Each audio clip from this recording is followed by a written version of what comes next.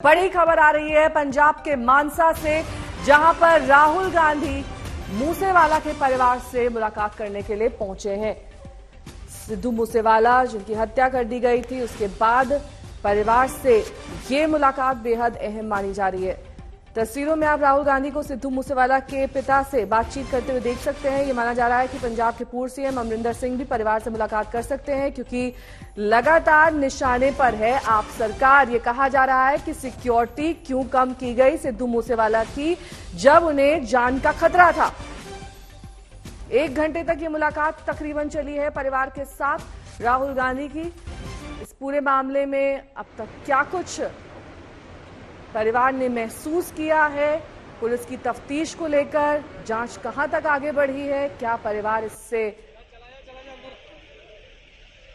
जो पूरा मामला है इसकी तफ्तीश से अभी तक संतुष्ट है या फिर नहीं, ये सभी चीजें राहुल गांधी आज जानने के लिए पहुंचे हैं मानसा।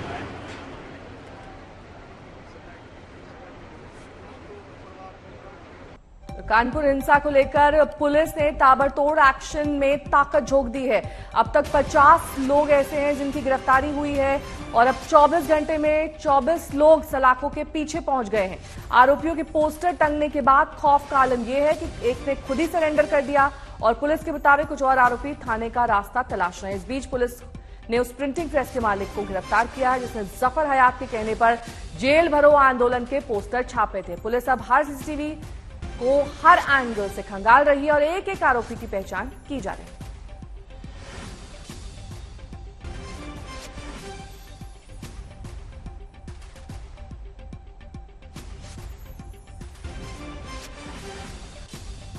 तो इस पूरी हिंसा मामले में पुलिस की कार्रवाई अब तेज हो गई है। 40 तस्वीरों में एक आरोपी का सरेंडर हो गया है।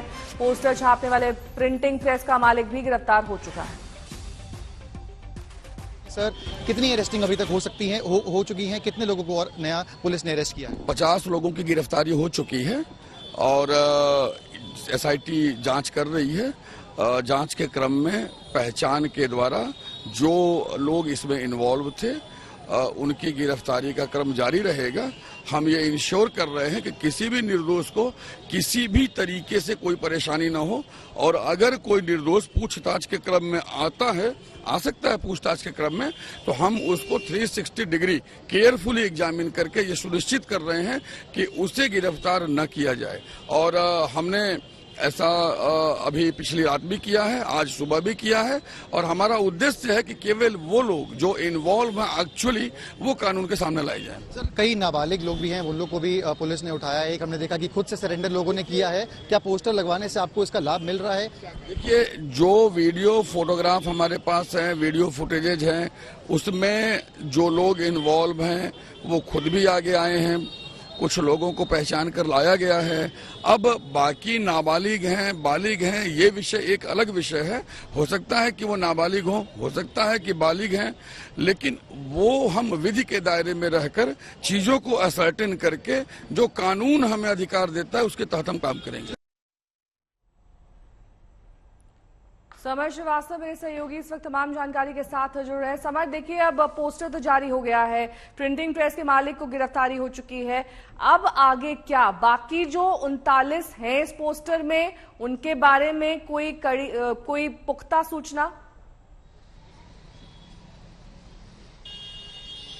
देखिए, पुलिस के पास सारी सूचनाएं हैं, कई और नाम भी हैं, पर पुलिस का ये मानना है जब वो फोटो सीसीटीवी कैमरे के थ्रू उनके पास प्रॉपर आएंगी तब नए पोस्टर जारी किए जा सकते हैं। खाली ये मान लेना कि 40-50 पोस्ट जो नाम है वही है फोटो में, तो ऐसा नहीं है, क्योंकि एफआईआर जो है वो अपने आप में 100+ उसमें अननेम्ड है। मेरी मौजूदगी इस वक्त नई सड़क पे और मेरे पीछे जो अपने आपको रास्ता दिखा रहा हूँ, यहीं से वो पूरी चीज शुरू हुई थी, यहीं से वो पत्थरबाजी शुरू हुई थी। और आपको सामने एक मस्जिद नजर आएगा जहां से बताया गया कि लोग भारी संख्या में यहाँ से निकले थे, और ये जो पतली गलियां पीछे की तरफ है वहां से ठेलों में जो है पूरा जो बड़ी संख्या में पत्थरों को लाया गया था। और यहाँ जो आप दुकानें देख पा रही हैं ना, इस तरफ अगर आप देखेंगे जो दुकानें आज आपको खुली नजर आ रही हैं, इन्हीं दुकानों के शटर्स जो है वो गिरवाए जा रहे थे। आज फिलहाल सारी दुकानें यहाँ पर खुली हैं। यहाँ प्रत्यक्षदर्शी भी कई मौजूद हैं, उनसे भी मैं बातचीत करूंगा उनके करीब जाकर। पर आप देखिए, आज यही दुकानें खुली हैं, उस दिन प्रश्न बनाया जा रहा था। प्रत्यक्षदर्शियों से मैं बात करूंगा। क्या नाम है आपका? मेरा नाम अमित बाथम है। अमित, आपकी किस चीज की दुकान है? ये कूलर की दुकान आप थे उस दिन यहाँ पे, क्या हुआ था? यहीं पर थे। क्या हुआ था? बंदी करा रहे थे एक समुदाय के लोग नमाज पढ़ने के बाद, और उस हजारों के हुजूम में उस पट्टी से जा रहे थे सामने वाली। कुछ मुस्लिम समुदाय के लोग यहाँ पर आए, हम लोगों से कहने लगे कि आप भी दुकान बंद करो। हम लोग नहीं करेंगे। इसी में लोग गालियाँ बकने लगे, उल्टा सीधा बोलने लगे, सबको मार डालेंगे, काट डालेंगे। फिर एक उसी में से मुस्लिम समुदाय का एक लड़का आपके कैमरे से 2 कदम पीछे ऐसे करके रुमाल दिखाता है। रुमाल दिखाने के बाद उस पट्टी से सारा हुजूम इसी की तरफ, चंदेश्वर हाथे की तरफ आ जाता है और हाथे पे हमला बोल देता है। उतनी देर में इस तरफ से भी, नई सड़क की तरफ से भी ठेले में पत्थर भरे हुए थे, बम थे, तमंचे थे, पूरा ठेलों के साथ पूरे हजारों की तादाद में संख्या हम लोगों के ऊपर हमला कर दिया। चंद्रशेखर, हाथे पे ही हमला क्यों? ये इनका लगातार, ये हम लोग छोटे पर से देखते चले आ रहे हैं कि जब भी इन लोगों का कोई भी प्रदर्शन, सरकार का विरोध, कुछ भी करना होता है, सीधे ये चंद्रशेखर। डिप्टी सीएम केशव प्रसाद मौर्य ने कहा कि कानपुर में हिंसा के पीछे गहरी साजिश है। उन्होंने इस बात की ओर इशारा किया कि इस पूरे मामले में गहरी साजिश हुई है। लेकिन कानपुर नहीं, देखिए, उत्तर प्रदेश बहुत अच्छी कानून व्यवस्था के साथ प्रगति के पथ पर आगे बढ़ रहा है, लेकिन कानपुर के उपद्रव के पीछे गहरी साजिश की बू आ रही है, और उसके अंदर जो भी दोषी पकड़े जाएंगे या जो पुलिस की पकड़ से बाहर होंगे, तो उनको पकड़ने के लिए जो कानूनी कार्रवाई करना है वो कर रही है पुलिस।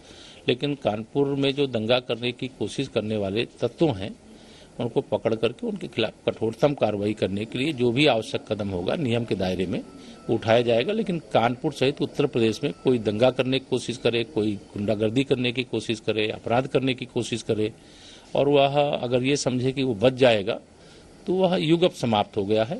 अब कानून व्यवस्था का राज है, और इस समय कोई गड़बड़ करेगा तो उसे उसकी सजा भुगतनी पड़ेगी। पैगंबर मोहम्मद पर विवादित टिप्पणी के मामले में नुपुर शर्मा की मुश्किलें बढ़ रही हैं। पार्टी से निलंबित होने की कार्रवाई के बाद अब मुंबई पुलिस उन्हें समन भेज सकती है। पैगंबर मोहम्मद पर विवादित टिप्पणी के मामले में नुपुर शर्मा की मुश्किलें कम होने का नाम नहीं ले रही हैं। इस मामले में मुंबई पुलिस आज उन्हें समन भेज सकती है। बताया जा रहा है कि पायधोनी पुलिस ने नुपुर शर्मा के खिलाफ एफआईआर दर्ज की है। उनके खिलाफ रजा अकादमी ने केस दर्ज कराया था। विवादित बयान की वजह से बीजेपी ने नुपुर को पार्टी से निलंबित कर दिया था। किसी भी धर्म के अनुयायियों पर या किसी भी धर्म के जो लीडर्स हैं या पर्सनैलिटीज हैं जो उनको आगू हैं, उनके खिलाफ कोई अपशब्द का इस्तेमाल नहीं करना चाहिए। ये पार्टी की लाइन है और लगातार ये लाइन है। नुपुर शर्मा पर बीजेपी ने एक्शन तब लिया जब कतर, कुवैत, ईरान, सऊदी अरब जैसे देशों ने इस पर आपत्ति दर्ज की। इस वजह से बीजेपी विपक्ष के निशाने पर आ गई है। कांग्रेस नेता राहुल गांधी ने ट्वीट कर कहा, इससे दुनिया भर में भारत की छवि को भी नुकसान पहुंचा है। भारत ने इस मामले में 57 सदस्य देशों वाले इस्लामी सहयोग संगठन IOC के विरोध का भी जवाब दिया है। भारत ने IOC प्रमुख के बयान को गैर जरूरी और संकुचित मानसिकता वाला बताते हुए पूरी तरह से खारिज कर दिया। दिल्ली से हिमांशु मिश्रा के साथ आज तक ब्यूरो। खबर अब राजस्थान के सिरोही के कथित लव जिहाद की। पुलिस के मुताबिक एक लड़की दूसरे मजहब के लड़के के साथ अपनी मर्जी से गई, लेकिन हिंदू संगठन के लोग लव जिहाद बताकर इसके खिलाफ प्रदर्शन करने लगे।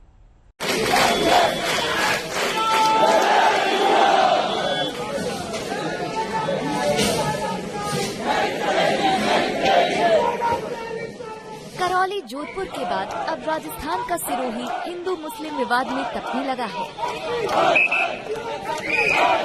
पुलिस की मनाही के बावजूद कथित लव जिहाद के मामले को लेकर सोमवार को हिंदू संगठनों ने सिरोही शहर को बंद कराया और रैली निकालकर शहर कोतवाली के सामने धरना दिया।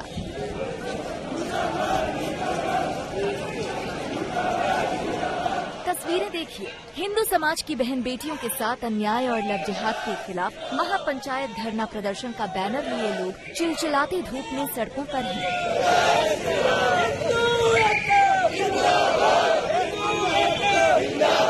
दूसरी तस्वीर देखिए, लोग कतारबद्ध होकर कथित लव जिहाद के खिलाफ मार्च करने सड़कों पर उतरे हैं। हिंदू संगठनों के प्रदर्शन को देखते हुए सिरोही की सड़कों पर बड़ी तादाद में पुलिस भी नजर आई। पुलिस के सामने लोग नारे लगाते मार्च करते नजर आए। तीसरी तस्वीर देखिए, ये सिरोही बाजार की तस्वीर है। बाजार में सन्नाटा पसरा है। दुकानों के शटर गिरे हुए हैं। दुकान मालिक दुकान के बाहर बैठे नजर आ रहे हैं। दरअसल पुलिस के मुताबिक पूरा मामला दो अलग मजहब के युवक युवती के प्रेम प्रसंग का है, जिसे लव जिहाद का नाम दे दिया गया। हिंदू लड़की अहमदाबाद से 27 मई को ग्रेजुएशन अंतिम साल का इम्तिहान देने सिरोही आई थी, लेकिन घर नहीं पहुंची। इस मामले में लड़की के घर वालों ने शहर कोतवाली में बेटी की गुमशुदगी का मामला दर्ज करवाया। इसके बाद 1 जून को लड़की के पिता ने फिर बेटी के अपहरण का मामला दर्ज करवाया, जिसमें आरोप लगाया कि उनकी बेटी को दूसरे समुदाय का युवक अपहरण कर ले गया है। काफी तलाशी के बाद 3 जून को लड़की को जोधपुर से बरामद कर लिया गया, लेकिन पुलिस का कहना है कि लड़की ने बयान दिया है कि वो स्वेच्छा से दूसरे समुदाय के लड़के के साथ रह रही है। लड़की के मुताबिक पिछले 4-5 साल से वो दोनों रिलेशन में हैं। महिला पुलिस इंस्पेक्टर द्वारा महिला थाना जोधपुर में उसके वीडियोग्राफी का तंलेखन करवाए गए, जिसमें उसने अपने स्वेच्छा से उस लड़के के साथ रिलेशन में पिछले 4-5 साल से होने से स्वेच्छा से रहना बताया। इस संबंध में उसी लड़की ने एक माननीय राजस्थान उच्च न्यायालय में एक क्रिमिनल मिसलेनियस पिटीशन भी दायर किया हुआ है। यानी पुलिस की माने तो प्रेम प्रसंग के मुद्दे को लव जिहाद का नाम दे दिया गया है। उधर लड़की के परिजनों का आरोप है कि पुलिस उन्हें लड़की से मिलवा नहीं रही है। राहुल त्रिपाठी, सिरोही, आज तक।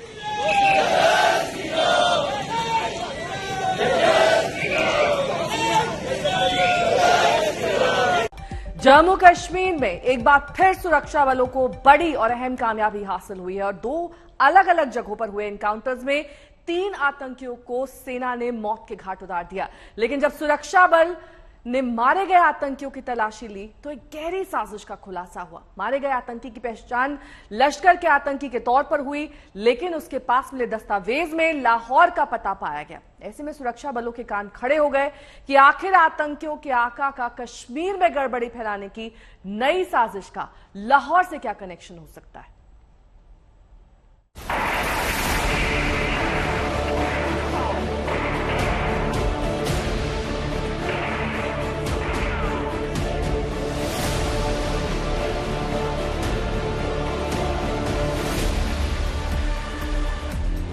कश्मीर की सर्द घाटी में एक बार फिर बारूद की गर्मी महसूस की गई है।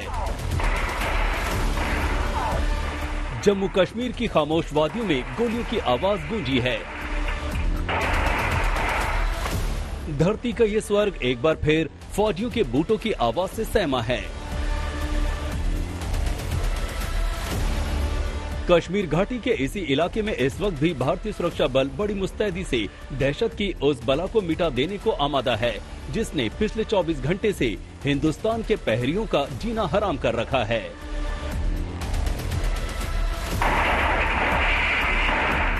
कश्मीर घाटी के सोपोर जिले का जालूरा इलाका, यही वो जगह है जहां बीती रात एक एनकाउंटर में भारतीय जाबाजों ने 2 दहशतगर्दों को हिंदुस्तानी गोली से हमेशा हमेशा के लिए जहन्नुम पहुंचा दिया।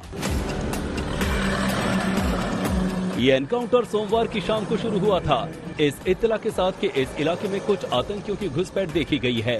असल में कश्मीर के इस इलाके से पाकिस्तान की सरहद ज्यादा दूर है भी नहीं, और भारतीय सुरक्षा बल को अक्सर ये इत्तला मिलती रहती है कि सरहद में जंगलों के रास्ते से पाकिस्तान की पनाह में रह रहे आतंकी अक्सर घाटी के इस हिस्से तक चले आते हैं। लेकिन सोमवार की शाम को जैसे ही ये खबर सुरक्षा बलों को मिली तो सोपोर के इस पूरे इलाके में घेराबंदी डाल दी गई और थोड़ी ही देर में खुद को घिरा देख आतंकियों ने सुरक्षा बलों पर फायर करके अपनी छुपने की जगह का पता दे दिया। बस फिर क्या था, सुरक्षा बल ने चारों तरफ से घेर कर 2 आतंकियों को तो ढेर कर दिया और बाकी के सारे इलाके में सर्च ऑपरेशन तेज कर दिया गया। इस ऑपरेशन में 2 आतंकियों को मार गिराया गया। जिन आतंकियों को सुरक्षा बलों ने मार गिराया वो दोनों ही लश्कर-ए-तौयबा के आतंकी हैं, लेकिन उसमें से एक को सुरक्षा बल ने फौरन पहचान लिया। वो पाकिस्तान का आतंकी है, नाम है तुफैल। कुपवाड़ा का जो country belt area, forest area है, वहाँ पे कुपवाड़ा पुलिस और आर्मी मिल के ऑपरेशन लॉन्च किया था, जिसमें 2 टेररिस्ट मारे गए लश्कर-ए-तौयबा का।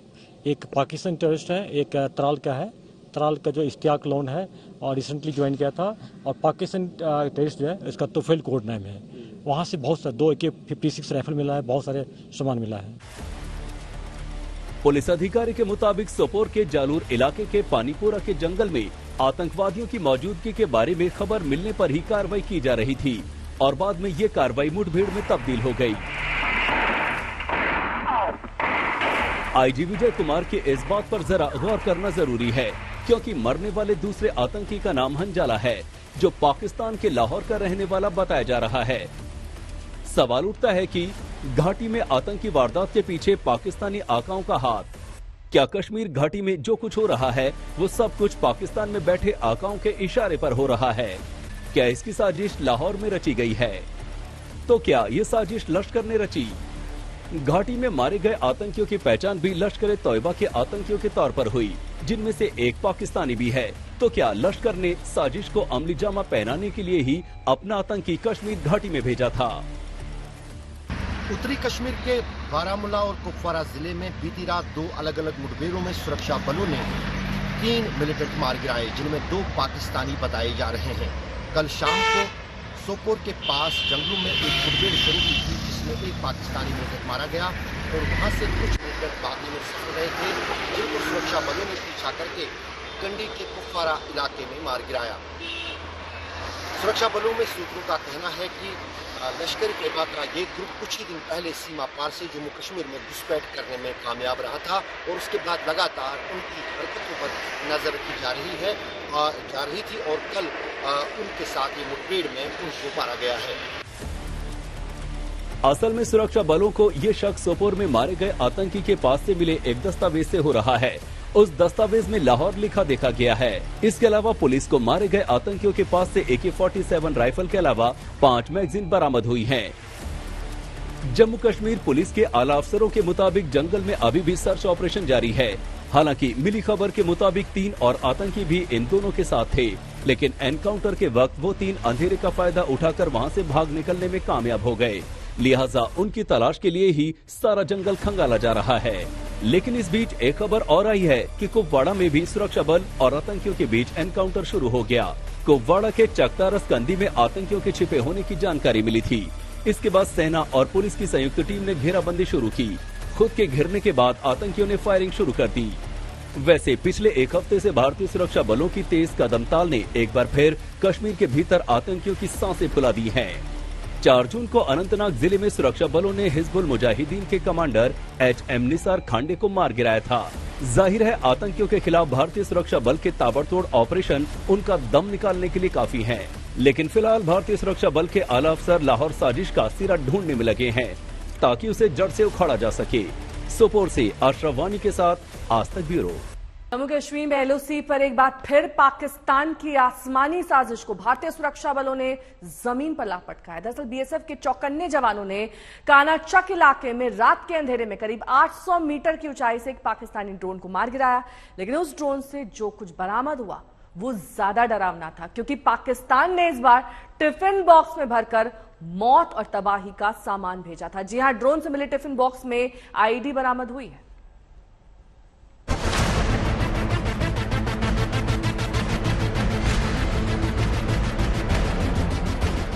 टीवी की स्क्रीन पर रंग बिरंगे टिफिन दिखाई दे रहे हैं। देखने में ये दिलकश बेशक हैं, लेकिन असल में इतने खतरनाक हैं कि अगर इन्हें वक्त से पहले सीमा सुरक्षा बल के जवानों ने अपने कब्जे में ना कर लिया होता तो तबाही मच सकती थी।